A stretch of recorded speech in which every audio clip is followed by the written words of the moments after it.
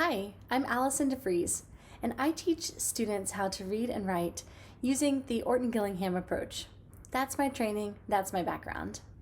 Most of the students I help do not like writing at all.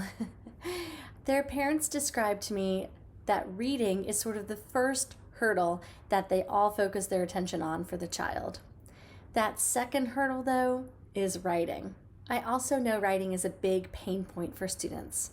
I saw it as a classroom teacher at my school for students with dyslexia.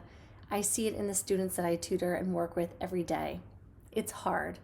That's why I decided to teach a workshop just for kids in 3rd through 5th grade called The 3 Secrets of Successful Writers.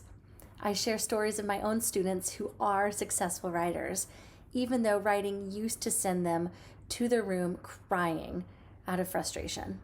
So I'm sharing part of this workshop with families. I want you to watch it together, grab a pencil and paper and take some notes.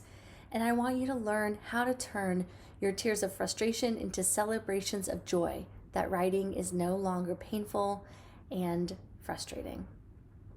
Use these 3 secrets to help you get there. And if there's anything I can do for you, please let me know.